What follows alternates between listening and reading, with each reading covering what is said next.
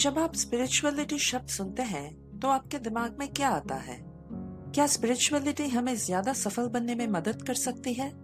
क्या स्पिरिचुअल लोग बिजनेस में कभी सफल नहीं हो सकते? हेलो दोस्तों, और मेरे चैनल इंडी बुक क्लब पर एक और बिल्कुल नए एपिसोड में आपका स्वागत है। आज मैं माइकल एलन सिंगर द्वारा लिखी गई किताब the surrender experiment, my journey into life's perfection पर बात करूंगी। माइकल एलन सिंगर एक American author, journalist, motivational speaker और फॉर्मर सॉफ्टवेयर डेवलपर हैं। द सरेंडर एक्सपेरिमेंट में लेखक एक इंस्पायरिंग स्टोरी बताते हैं कि कैसे एक अनएक्सपेक्टेड स्पिरिचुअल अवेकनिंग के बाद उन्होंने अपनी पर्सनल प्रेफरेंसेस को छोड़ने और लाइफ के साथ स्पॉन्टेनियस होने का फैसला किया, और कैसे इस फैसले ने उनके जीवन को हमेशा के लिए बदल दिया। एक ऐसे इंसान होने से जिसने अकेले जीवन जीने का फैसला किया था, एक स्पिरिचुअल लीडर, एक पब्लिक कंपनी के सीईओ और न्यूयॉर्क टाइम्स के बेस्ट सेलिंग ऑथर बनने तक, सिंगर आपको लाइफ के परफेक्शन की खोज की एक जर्नी पर ले जाते हैं। जैसे जैसे आप इस किताब को पढ़ते जाते हैं, लाइफ के बारे में आपके अजम्पशंस को चैलेंज किया जाएगा और अल्टीमेटली ये आपको सोचने के लिए इंस्पायर करेगा कि आप अपना जीवन कैसे जी रहे हैं। आगे बढ़ने से पहले प्लीज मेरे चैनल को सब्सक्राइब करना ना भूलें। Part 1, spirituality teaches us to quiet the mind.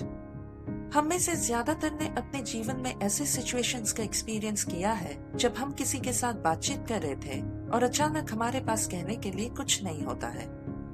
ऐसे हालत में हम नर्वस और चिड़चिड़े हो जाते हैं और अपने दिमाग को कुछ अच्छा कहने के लिए दौड़ाते हैं, जबकि हम इस बात की चिंता करते हैं कि लोग क्या सोचेंगे। जब ऐसा कुछ होता है तो ये कोई बड़ी बात नहीं है। लेखक का कहना है कि ये आपके स्पिरिचुअल साइड से कनेक्ट करने का मौका हो सकता है।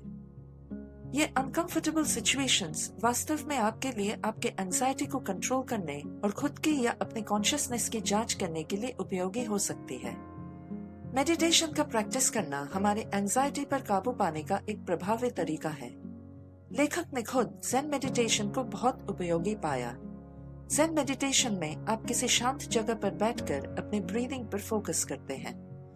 रेगुलरली ज़ेन मेडिटेशन का प्रैक्टिस करने से आपके बिजी माइंड में शांति की भावना लाने में मदद मिल सकती है और एंजाइटी कम हो सकती है। Part 2, surrendering to the flow of life. हो सकता है कि आपने बार बार गौर किया हो कि मौसम के बदलाव आपके मूड पर बड़ा प्रभाव डाल सकता है। एक ग्रे स्काई आपको उदास महसूस करवा सकता है, या एक बरसात का दिन आपको चिड़चिड़ा या निराश महसूस करवा सकता है। अगर ऑब्जेक्टिवली देखा जाए तो इन बाहरी घटनाओं के प्रति आपका रेजिस्टेंस एक फैक्टर है जो इन नेगेटिव थॉट्स और इमोशंस में प्रकट होता है।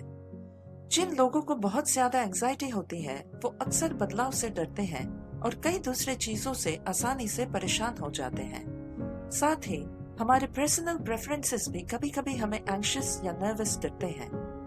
ये सिर्फ इसलिए नहीं है कि ऐसी चीजें हैं जिन्हें हम कंट्रोल नहीं कर सकते, बल्कि ये भी है कि ऐसी चीजें हमें अनकंफर्टेबल करती है।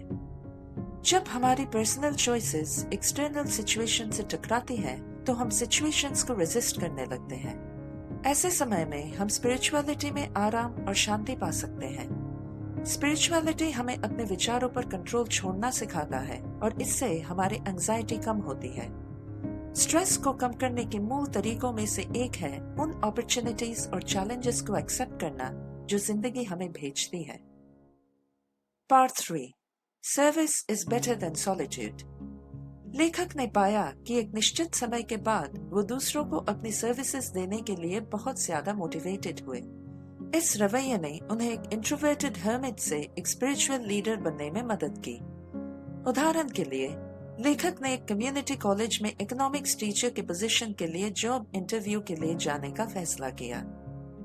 हालांकि वो वास्तव में इस पोजीशन के लिए इच्छुक नहीं थे, फिर भी वो प्रोग्राम डायरेक्टर से मिले क्योंकि इंटरव्यू उनके एक दोस्त ने अरेंज किया था और लेखक अपने दोस्त से बदतमीजी नहीं करना चाहता था। इंटरव्यू ने लेखक को ये महसूस कराया कि वो स्टूडेंट्स को इकोनॉमिक्स नहीं बल्कि मेडिटेशन के बारे में पढ़ाना पसंद करेंगे।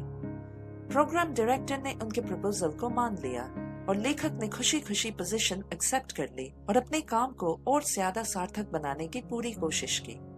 इस तरह कंफर्ट जोन से बाहर निकलने से उन्हें बहुत सी अनएक्सपेक्टेड चीजें करने में मदद मिली। और भी इंटरेस्टिंग समरी सुनने के लिए प्लीज मेरे चैनल को सब्सक्राइब करें। Part 4, spirituality helps in building better businesses.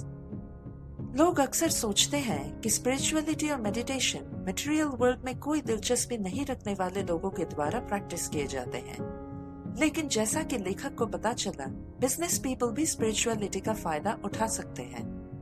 लेखक अपने स्पिरिचुअल बिलीफ से कॉन्शियसली कनेक्टेड रहते हुए अपना पहला सक्सेसफुल बिजनेस वेंचर बनाने में काबिल थे।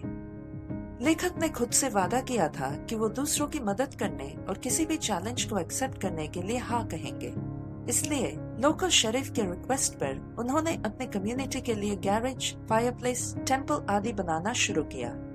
जल्द ही बिल्डिंग का उनका पैशन एक फलते फूलते बिजनेस में बदल गया।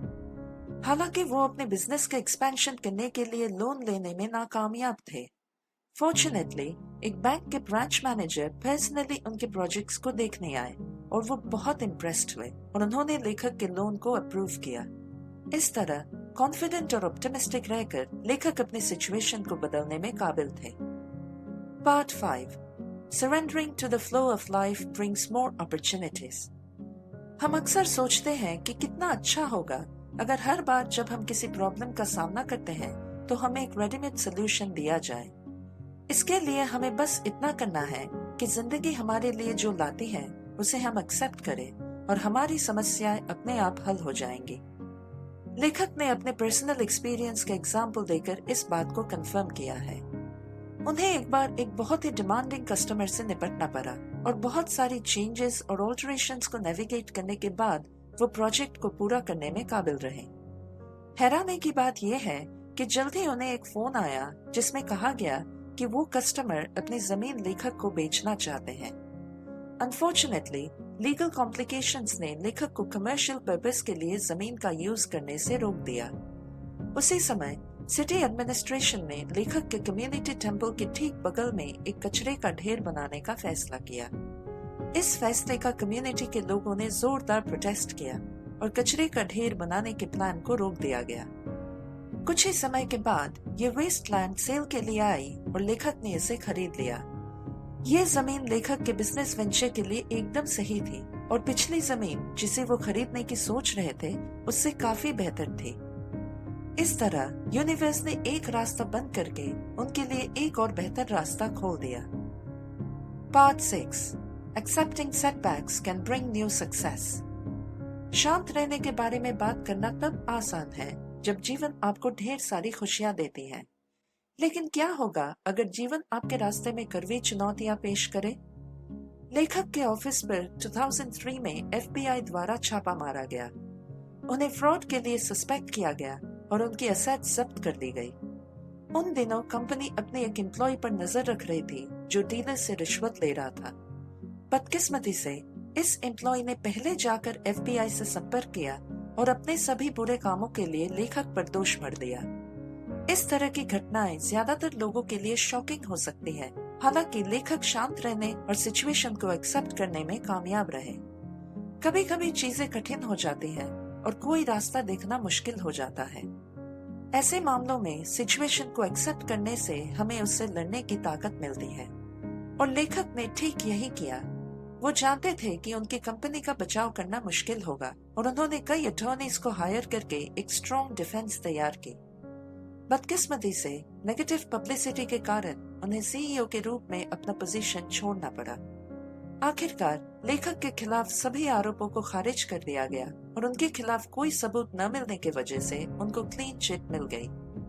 हालांकि इस प्रोसेस को पूरा होने में लगभग 5 साल लग गए, पर इस 5 साल के इंतजार ने लेखक को द अनटेदर्ड सोल लिखने में काबिल बनाया, जो किताब आगे जाके न्यूयॉर्क टाइम्स बेस्ट सेलर बन गई। कंक्लूजन, कभी कभी हमारा दिमाग बाहरी शोर से भर जाता है जो स्ट्रेस ला सकता है और हमें डिस्ट्रैक्ट कर सकता है। हम आसानी से अपनी डेली रूटीन में फंस सकते हैं और इसके कारण अनहेल्दी लाइफस्टाइल जी सकते हैं। हम एक्सटर्नल आइडिया से इन्फ्लुएंस्ड होते हैं, जैसे दूसरे लोग क्या सोचते हैं कि हमारे जीवन में क्या हो रहा है। हो सकता है कि इस तरह के मामलों पर जोर देने के बजाय हमें सिर्फ ओपन माइंडेड होने और नई अपॉर्चुनिटीज के लिए तैयार रहने की जरूरत है। हम जीवन के प्रति सरेंडर करके और हाँ कहना सीखकर बहुत कुछ अचीव कर सकते हैं। हम काम करने के लिए अनोखे लोगों को ढूंढ सकते हैं और मदद मांगने वालों को हाँ कहने से हमें फायदा हो सकता है, क्योंकि जो लोग हमारी मदद लेने के लिए पहुंचते हैं वो बदले में हमें खुश और ज्यादा संतुष्ट होने में मदद कर सकते हैं। इस एपिसोड को देखने के लिए बहुत बहुत शुक्रिया। प्लीज सब्सक्राइब करना ना भूलें। आपके लाइक्स, कमेंट्स और शेयर्स हमारे लिए बहुत मायने रखते हैं। जल्द ही मिलते हैं हमारे अगले एपिसोड में।